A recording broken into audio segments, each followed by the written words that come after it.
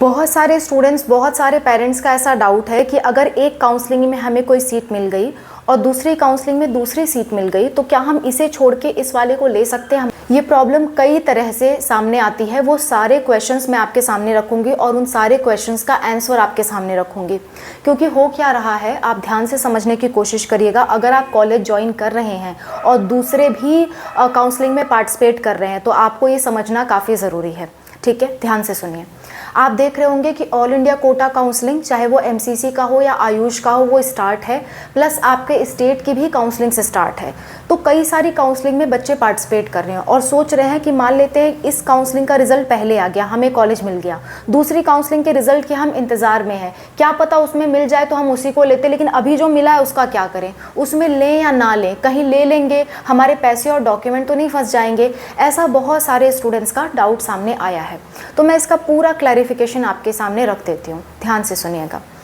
For example, एक example लेके चलते हैं, हर एक तरह की काउंसलिंग पे बात करेंगे। एग्जाम्पल नंबर 1, अगर आपको एमसीसी में कोई कॉलेज मिल गया फर्स्ट राउंड में या सेकेंड राउंड में और आपने उस कॉलेज को ले लिया, ठीक है, चाहे वो एमबीबीएस का हो या बीडीएस का हो, आपने फर्स्ट सेकेंड राउंड में मिला कोई कॉलेज ले लिया और लेने के बाद आप स्टेट का भी काउंसलिंग करा रहे हैं और स्टेट में फर्स्ट सेकेंड राउंड में आपको कोई दूसरा कॉलेज मिल गया और वो कॉलेज आपको ज़्यादा पसंद है, तो आप सोच रहे हो अरे हम इसको छोड़ेंगे तो कहीं ऐसा तो नहीं होगा कि इसकी फ़ीस हमारी कट जाएगी और डॉक्यूमेंट नहीं मिलेगा।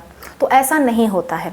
आपको इस वाले कॉलेज पे यानी पुराने वाले कॉलेज पे जाना होगा, वहाँ पे रिज़ाइन देना होगा और वहाँ पे ये मेंशन करना होगा कि हम इसलिए रिज़ाइन दे रहे हैं क्योंकि हमें अपनी स्टेट काउंसलिंग में सीट मिल गई है। सिंपल सी बात, हम इसलिए रिज़ाइन दे रहे हैं क्योंकि हमें अपनी स्टेट काउंसलिंग में सीट मिल गई है। तो बिना कोई पैसा कटे आपका, खाली एडमिशन फ़ीस जो 2-3 हज़ार रुपये होती है गवर्नमेंट कॉलेजेस की, वो काटी जाती हैं। बाकी आपकी ट्यूशन फ़ीस और बाकी जो भी आपसे चार्जेस लिए गए हैं, आपके डॉक्यूमेंट लिए गए हैं, वो सब आपको वापस दे दिए जाते हैं। हालाँकि आपको समस्या होगी, समस्या ये होगी कि मान लेते हैं ये कॉलेज अलॉट हुआ नया वाला, उसके लिए 7 दिन का मौका मिला। अब 7 दिन के अंदर अंदर आपको अपने पुराने कॉलेज पे जाना है, रिज़ाइन देना है, वहाँ से पैसे वापस लेने हैं, वहाँ से डॉक्यूमेंट वापस लेने हैं और उसके बाद 7 दिनों के अंदर ही आपको नए वाले कॉलेज पे जाकर के रिपोर्टिंग करनी है। तो बड़ी जल्दीबाजी हो जाती है लोगों को। अगर दूर दूर कॉलेज मिला हो तो बहुत ज़्यादा समस्या हो सकती है। तो ये समस्या सामने है, लेकिन नियम यही है कि आप छोड़ सकते हो, छोड़ने में कोई प्रॉब्लम नहीं है। क्लियर। दूसरा सवाल ये कि अगर एमसीसी का हम काउंसलिंग करवा रहे और हमें 4th राउंड या स्टे वैकेंसी के स्पेशल राउंड में हमें कॉलेज मिला या 3rd राउंड में कॉलेज मिला, तो क्या हम उसे छोड़ करके फिर स्टेट में ले पाएंगे? तो आंसर है नहीं।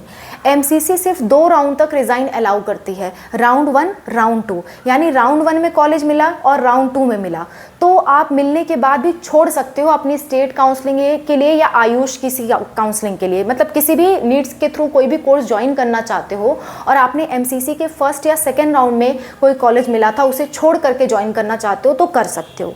लेकिन एमसीसी के 3rd राउंड या स्टे वैकेंसी राउंड या स्पेशल स्टे वैकेंसी राउंड में कोई कॉलेज मिला, आपने लिया, उसके बाद फिर स्टेट में लेना चाहते हो तो आप छोड़ नहीं पाओगे। आपके पूरे पैसे काट लिए जाएंगे और डॉक्यूमेंट वापस लेने के लिए आपको बॉन्ड फीस भी भरना पड़ सकता है। बॉन्ड फीस वाला मसला अलग अलग कॉलेज वाइज वैरी करेगा, लेकिन आपके पैसे तो वापस नहीं मिलेंगे जो आपने एडमिशन के दे रखे हैं, और डॉक्यूमेंट में भी समस्या आएगी। तो एक चीज़ का ध्यान रखें कि अगर आप काउंसलिंग्स करवा रहे हैं और आप 2 काउंसलिंग करवा रहे हैं तो किसी भी काउंसलिंग के फर्स्ट सेकेंड राउंड तक आपको कॉलेज मिले और अगली काउंसलिंग में ट्राई करना चाह रहे हैं तो कोई समस्या नहीं है। लेकिन 3rd या 4th में कहीं भी कॉलेज मिल रहा है और आप दूसरे में लेने का सोच रहे हैं तो ये मत सोचिएगा, इस केस में आपका नुकसान होगा, चाहे वो स्टेट हो, चाहे वो एमसीसी का हो, चाहे वो आयुष का काउंसलिंग हो। एक और तरीके से इस सवाल को समझाती हूँ, ध्यान से सुनिएगा। मान लेते हैं आयुष के ऑल इंडिया कोटा काउंसलिंग में किसी को बीएएमएस कॉलेज मिल गया। प्रेजेंट टाइम में आयुष के ऑल इंडिया कोटा काउंसलिंग में बीएएमएस कॉलेज मिल गया क्योंकि अभी अभी रिजल्ट आया है, और वो एमसीसी के राउंड 2 में कोशिश कर रहे हैं कि राउंड 2 में काश हमें एमबीबीएस मिल जाता, या एमबीबीएस एमसीसी के राउंड 4 में स्टे वैकेंसी राउंड में क्या पता हमें एमबीबीएस मिल जाए, तो क्या हम ये बीएएमएस वाला कॉलेज छोड़ पाएंगे? तो आंसर है हाँ, आप छोड़ सकते हो क्योंकि ये आपको फर्स्ट राउंड में मिला है। फर्स्ट में या सेकंड में कोई कॉलेज मिले और आप उसे ले रहे हो और दूसरी काउंसलिंग के लास्ट राउंड तक ट्राई करना चाह रहे हो तो आप बिल्कुल कर सकते हो। एमसीसी के लास्ट राउंड में आपको कॉलेज मिलेगा और आयुष के फर्स्ट या सेकेंड राउंड में मिला है तो आप इसे छोड़ करके बिना किसी नुकसान के इधर जा सकते हो। प्रोसेस क्या होती है? प्रोसेस होती है रिज़ाइन एंड रिलीविंग। रिज़ाइन और रिलीविंग दो अलग अलग शब्द हैं। रिज़ाइन मतलब होता है कि आप एक काउंसलिंग से छोड़ करके दूसरी काउंसलिंग में जा रहे हो, इसे हम कहते हैं रिज़ाइन देना। और रिलीविंग मतलब होता है कि एक काउंसलिंग में आपको एक कॉलेज मिला था, अपग्रेड करके दूसरा कॉलेज मिला, तो इसे हम कहते हैं रिलीविंग। ठीक है, तो जब आपको एक कॉलेज मिला, अपग्रेड करके आप दूसरे कॉलेज में जा रहे हो, उसी काउंसलिंग में, किसी दूसरे काउंसलिंग में नहीं। जैसे एमसीसी का ऑल इंडिया कोटा काउंसलिंग है, उसमें राउंड 1 में कोई कॉलेज मिला, अपग्रेड करके राउंड 2 में दूसरा कॉलेज मिला, तो पहले कॉलेज को छोड़ने के लिए आप रिलीविंग लेटर देते हो। और अगर आपने एमसीसी की ऑल इंडिया कोटा काउंसलिंग को छोड़ करके स्टेट की काउंसलिंग में आपको कॉलेज चाहिए, तो यहाँ से छोड़कर जब यहाँ आओगे तो आप उसे रिज़ाइन कहते हो। यानी जब दो काउंसलिंग की बात आएगी तो रिज़ाइन लेटर देना होता है, जब एक ही काउंसलिंग के अलग अलग राउंड की बात आएगी तो वहाँ रिलीविंग लेटर देना होता है। सवाल ये उठता है, ये लेटर हमें कहाँ से मिलेगा? ये लेटर आपको अपने कॉलेज से मिलेगा जिस कॉलेज में आपने एडमिशन लिया।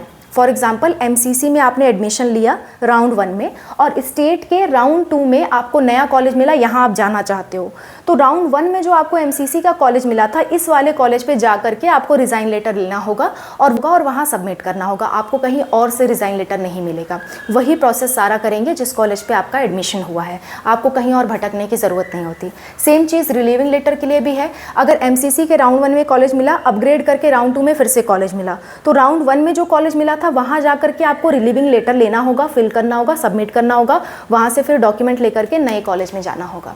ये प्रोसेस होती है। पर ये प्रोसेस सिर्फ राउंड 1 और राउंड 2 के लिए वैलिड है। अगर आप थर्ड या स्टे वैकेंसी राउंड में कोई कॉलेज लेके छोड़ने का सोच रहे हो तो ये आप नहीं कर सकते। क्लियर है इतनी बात? चाहे आप आयुष की काउंसलिंग में जा रहे हो, चाहे आप ऑल इंडिया में जा रहे हो, चाहे आप स्टेट में जा रहे हो, चाहे आप एमसीसी में जा रहे हो, एमबीबीएस बीडीएस के लिए, सबके लिए सेम बात वैलिड है। अगर इसके बावजूद आपकी कोई समस्या है, कोई बात आप नहीं समझ पा रहे हो, तो कमेंट में मेंशन करिए।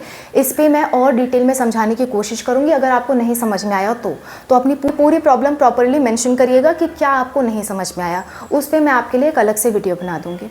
Okay, that's all. Thank you so much for watching. I hope this video is helpful for you.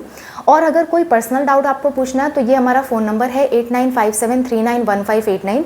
इस पर आप व्हाट्सअप मैसेज करिए, हम आपको QR कोड भेजेंगे। 200 का पेमेंट करके आप हमसे पर्सनली बात कर सकते हो। फ्री गाइडेंस के लिए हम हर तरह की वीडियोज़ आपको प्रोवाइड कर रहे हैं, और कॉमेंट सेक्शन भी आपके लिए ओपन है फ्री गाइडेंस के लिए। कॉमेंट में भी आप मैंशन कर सकते हो, वीडियोज़ भी देख सकते हो। और अगर पर्सनली कॉल अरेंज कराना है तो वो पेमेंट बेस्ड है, ताकि हमारे पास फालतू कॉल्स ना आए और हम कॉल्स अरेंज कर पाएँ। Clear? That's all. Bye. Take care. Wish you all the best for whatever you're going to do. Bye.